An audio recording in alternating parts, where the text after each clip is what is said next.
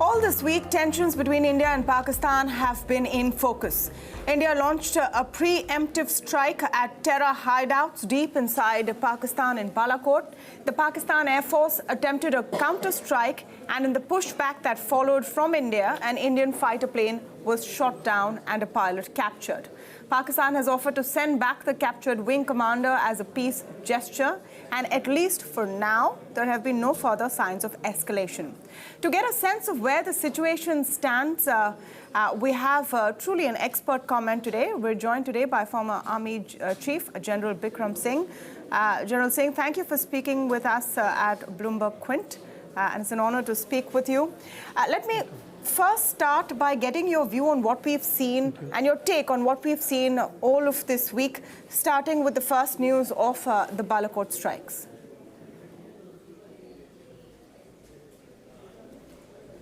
Well, let me say that, firstly, the Balakot strike actually marks the change in our stance, in our strategy of dealing with terrorism. So as far as the counter-terrorism operations are concerned, till now, in Jammu and Kashmir, of course, we were using economy of effort, the minimum force.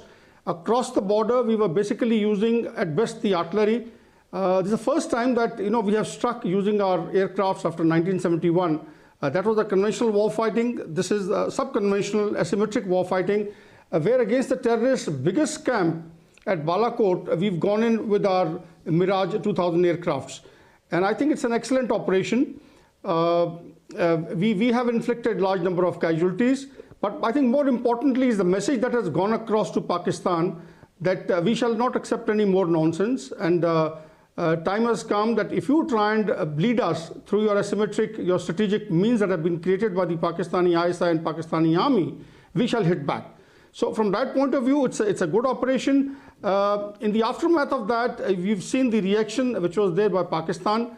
Pakistan has gone on to, while we targeted, it was a non-military operation, what we had called, and rightly so, because we went in against the terrorists who were bleeding us, non-state actors.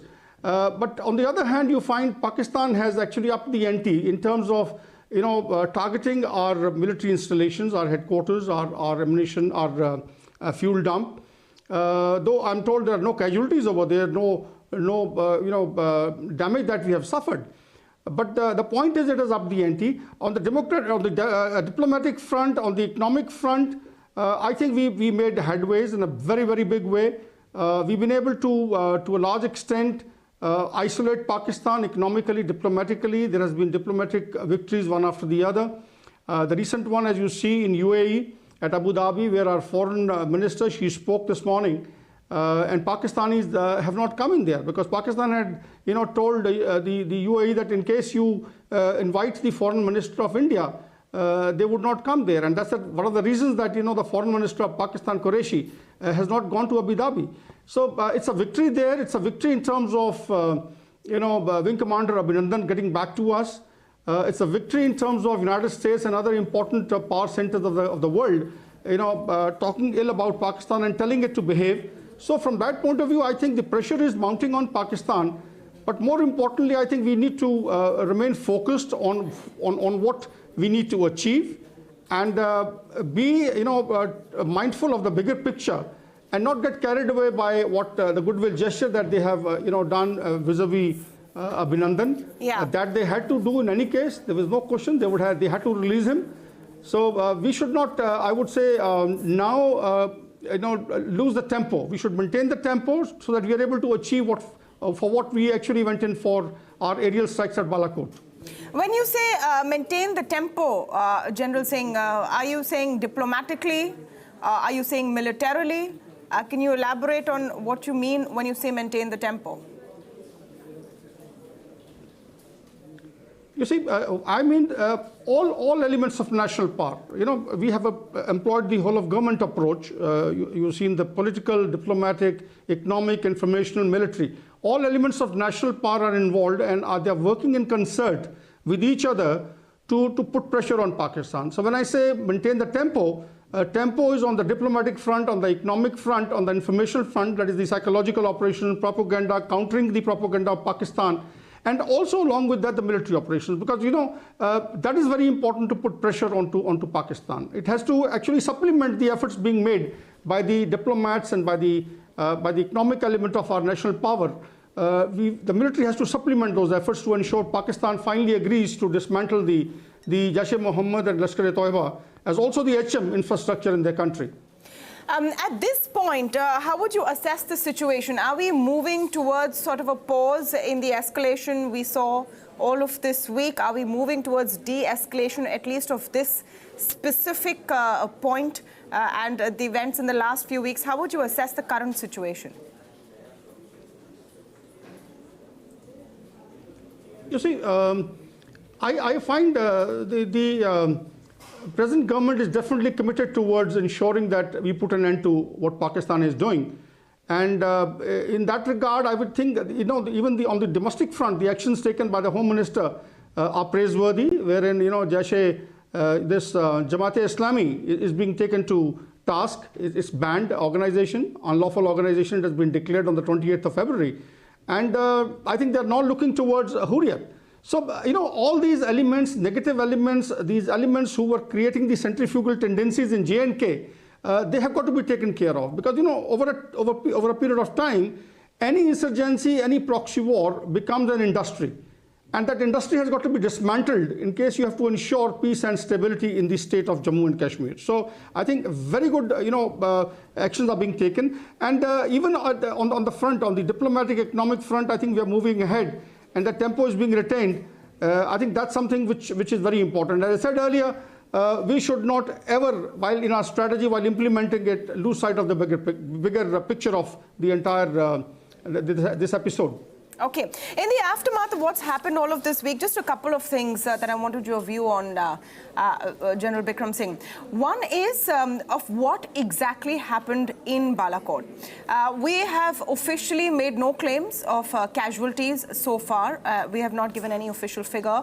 In the briefing yesterday by the three, military wings, it was clear that there's no official figure that has been given. Earlier, there was 300 to 350 number doing the rounds as per sources. International agencies and quite a few of them have reported that they do not see any significant damage. Do you think it is important to clarify on this, if there is any evidence for us to present it or take it further in any way?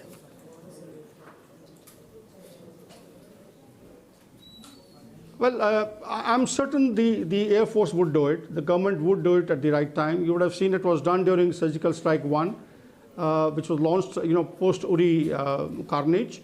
So I feel that it will be done at the appropriate time. And but more importantly, I think is the message that we have given across. And so message has gone loud and clear that, look, do not bleed us anymore. Enough is enough, and we're going to hit you back.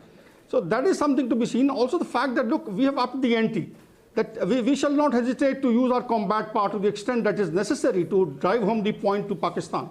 So this message is important, and I think it's the use of air power which actually has, galvanized the support, in favor of India, international support in favor of India. Because had we not upped the ante in terms of use of firepower, we wouldn't have achieved the aim. So if you really come to think of it, see the strategic impact of this strike. And while, yes, as you said, that 350 or 300 people that we killed, I'm certain these details will come later on and people will get to know about. But let me also tell you in the same breath, having served with these people, and let me tell you the way they are actually using, rumors, the disinformation campaign that Pakistan has undertaken. I won't be surprised, if they use explosives in the same area, and they blow up certain portions of the hillside and try and show to the people that nothing has happened, and not show the camp.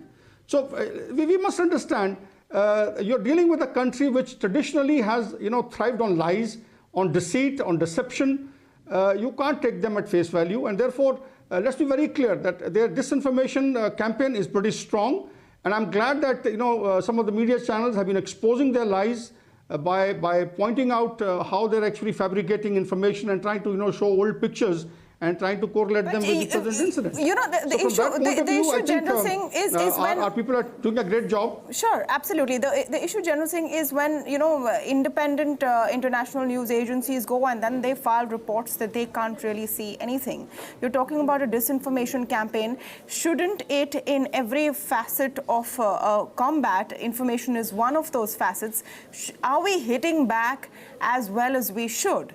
Because all the media outlets you're talking about are, you know, depending on unnamed sources. We do not know much authentic information. There is a paucity of official information. Do you think that is setting us back in this propaganda war?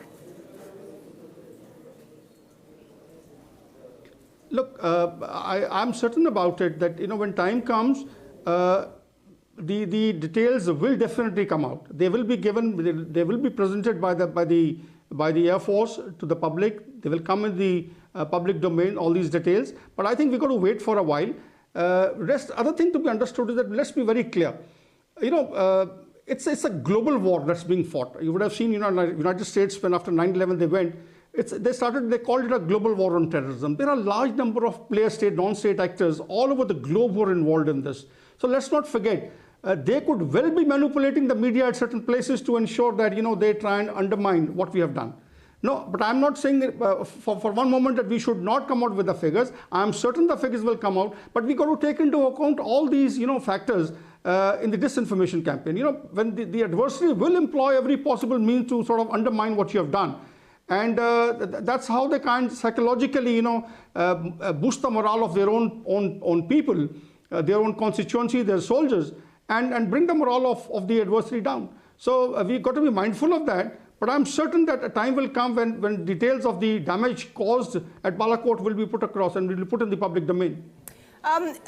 Another point is the divergent versions coming across. Now, even on the Pakistani counter-strike, which was attempted, and then, you know, they were pushed back. Wing Commander Abhinandan was then captured. On that entire event, the Pakistanis have put out a very different version, saying that they locked target on our military installations, but on purpose didn't attack them, just wanted to show their strength. We, of course, yesterday have said that we pushed them back, and the military installations were indeed a target. Now, if our military installations were indeed a target, what happens next? Can this just be left without any from here?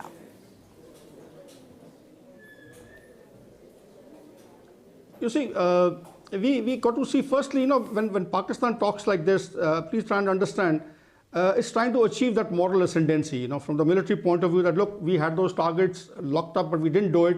We threw the bombs or our arsenal very close to it.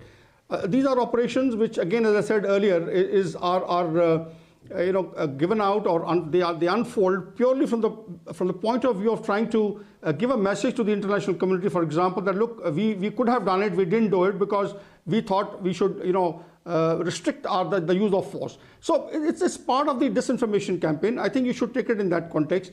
But yes, one thing is for sure, that, you know, they have struck the military installations, and it's got to be seen now that, and mind you, when you view these operations, we should not view the military operations in isolation. They've got to be seen in the backdrop of the developments on the diplomatic front, on the economic front, on the informational front, and what we've been able to achieve so far. And this pause which is coming about, I do not think it marks the end of the use of force by India, because I think timelines have been spelled out. Let's see what Pakistan does. Pakistan has got to demonstrate that it has the right intentions to deal with terrorism. It has to dismantle the Jaish-e-Mohammed and Lashkar-e-Toiba infrastructure, their madrasas and other training camps. So let's see what it does. And it all depends on the actions that Imran Khan and General Bajwa, the Pakistani chief, are going to take. And if they do not go about doing this, then I suppose the multi-pronged initiatives that we have that we have launched now or unfolded vis-a-vis Pakistan, it will continue. But I think the pause has come about basically to see how Pakistan reacts to our demands. General Singh, the other question about returning of Wing Commander Abhinandan. And you were talking earlier about sort of, mind games and information mispropaganda and all of that. But I'm talking about what lay people see. And what they have seen is the Pakistan Prime Minister getting up and saying that we're sending him back as a peace gesture. From our side, again, there's been no official statement.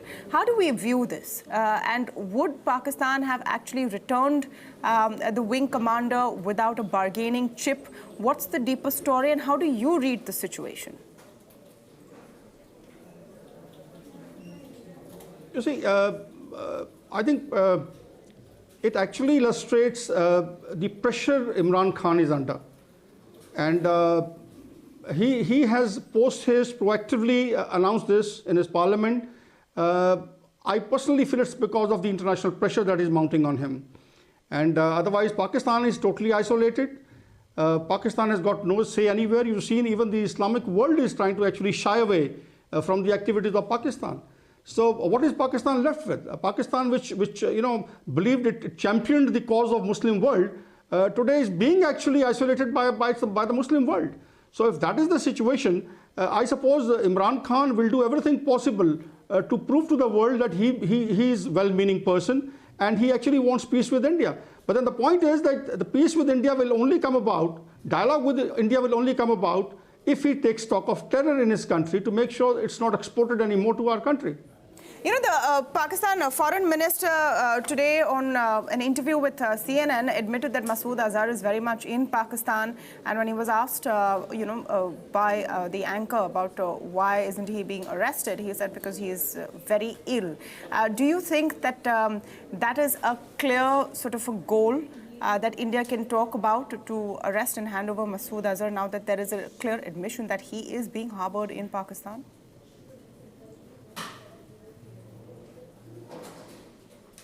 You see, one of the indicators of what Pakistan would do is how China sees the international move in the UN Security Council, of labeling, the Supremo of Jaish-e-Mohammed, putting sanctions against him. We have to see that, wait and watch how China reacts.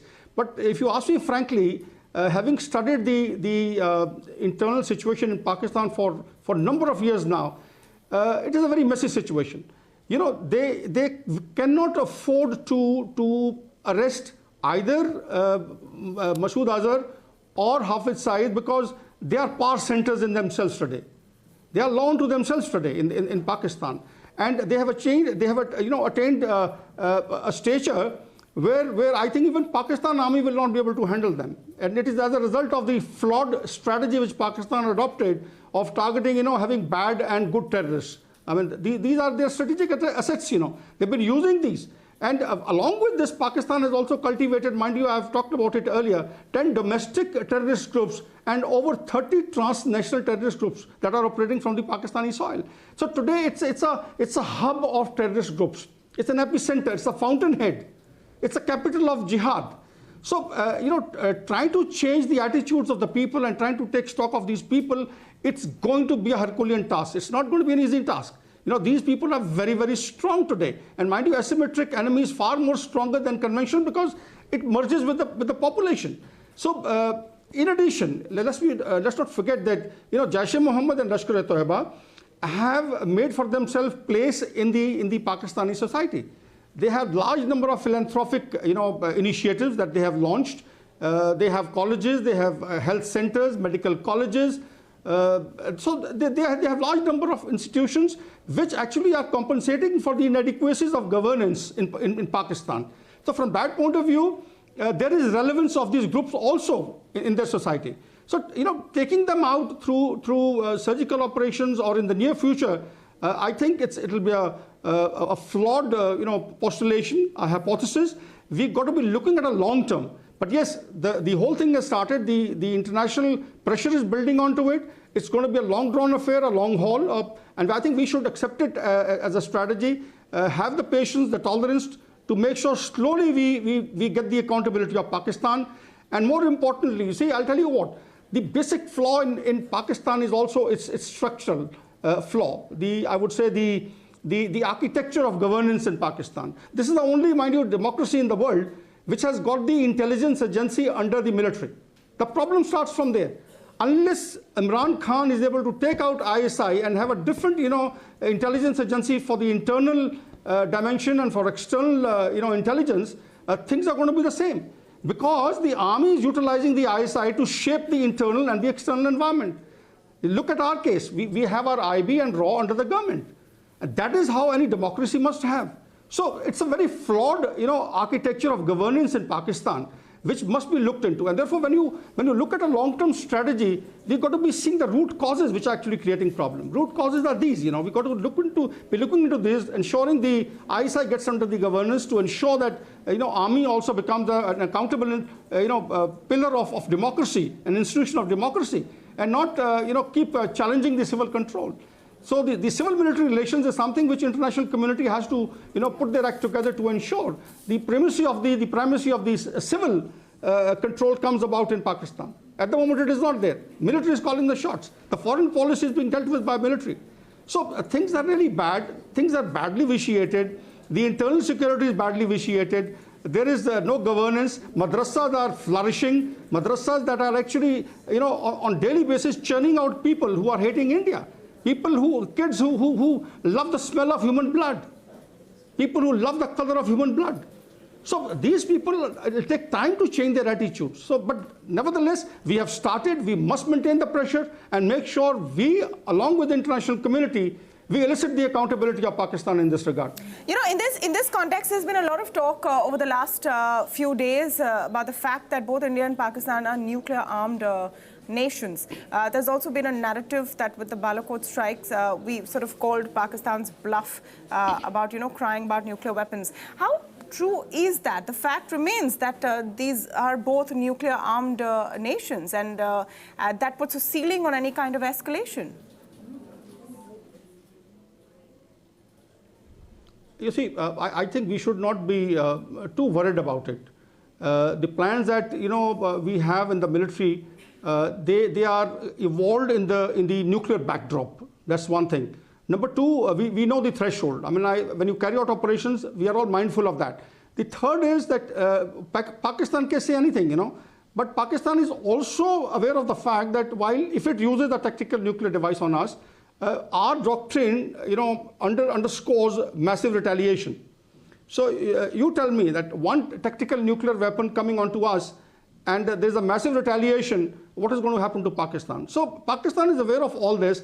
They have played the nuclear card for too long. But I think we've finally been able to clarify to the world. Though, of course, mind you, when you get onto the internet, you do find a lot of, concerns being, conveyed by a large number of people who do not understand the dynamics of India and Pakistan. So, but I personally feel as a military man, as a veteran, as a former chief, that Pakistan will have to think many, many times, 10 times at least, before they even think of using nuclear arsenal against India. I must come to the political question, General Singh, because it has been said time and again, and especially in the course of today, that it is this government's will that has pushed this kind of an action against Pakistan. The example of what India did post-26/11 was also given. I want to understand from you the role that the political leadership plays in decisions like this. To what extent credit is due, should be given, and to what extent politicians tend to take credit for the work that armed forces actually carry out as a sense of duty?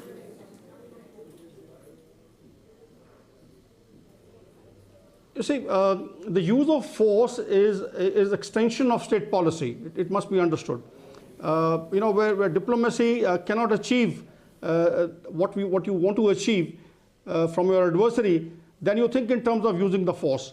So force is used to make sure that you create conditions which will enable the realization of the political end state. So the political end state, which I can gather, is very clear that it is put an end to the export of terrorism by Pakistan. That's what we are looking at in the end. So from that point of view, I think the actions being taken are correct. These are governed by the political leadership. But in our case, as we see, the Honorable Prime Minister had given a free hand to the three services, which I feel is essentially in the backdrop of Jammu and Kashmir, the internal security, where of course we use the minimum force. It's for operations across line of control. We've demonstrated that. The Indian Air Force, the Indian military has demonstrated that. They've done a great job. And mind you, it's not just in the LC arena, in the occupied Kashmir arena. It's beyond that. It's in Khyber Pakhtunkhwa that we have struck, 15 kilometers inside that. So from that point of view, I think the decisions taken are great. They are all actually governed by the political agenda. Political leadership does give directions for this. And therefore, I think, yes, where politicization of the military is concerned, I feel that should be obviated. But then, my only view is that when the military does well, government has to take credit for it. I mean, didn't Congress take credit for 1971? Very simple. So if they are doing well now, there's no harm in it. But yes, politicizing every incident of the military, I think we should refrain from that. When we hear the term that the military has been given a free hand, can you contextualize that for us? How has it been different from before? Was the military restricted before? How is it a freer hand now? Because you're coming from a space of expertise and we're hearing these terms as lay people. Can you explain this further? You see, free hand has always been there. Let me tell you this, as far as the fighting the counterinsurgency is concerned. But here, when you say free hand, what the Prime Minister said is, it is, I think, the external dimension. When the post-Uri, the surgical strikes were launched, the first surgical strike, the depth was tactical, just about, I think, to the extent of 20, 30 kilometers we went. But here, I think we've gone far more than that, about 70 to 80 kilometers in depth.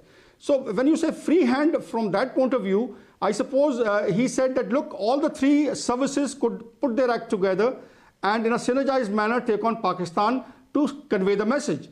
And I think all the three chiefs perhaps got together and decided that perhaps the air power was the best. And I'm sure this would have been approved in the CCS by the Prime Minister. And so they've taken on this Balakot area. But along with this, the preparation would have been done by the Army and the Navy. So when you say free hand means the three services get together, the chiefs get together, they identify a target, and they evolve contingency plans and risk management to ensure that you're able to achieve the ends, yet ensure that you do not suffer any casualties. So that's how it is. I want you to send out a message as we wind down this interview, General Singh. There are two sets of divergent views in India today, and largely in the space of social media, but fairly influential. There is one set who is itching for war, asking for war, baying for blood. There's another set that says that let's now talk diplomacy. What would you say to these people coming from the backdrop that you do about the current situation? You see, I have repeated this earlier. No one on earth should ever romanticize war, because war is an ugly, arena where people die, there is destruction caused, and it's a drain on the economy. I'll start by saying that. But then the point is, I feel that if we have adopted an approach, the nation must be united at this point of time. I know everyone has got his own views. People are intellectuals, they think their way. But it's very important that for a soldier who's fighting on the border, an air warrior or for that matter a sailor who's fighting, will be taking on operations from the sea, the most important thing that a soldier needs is backing of the nation.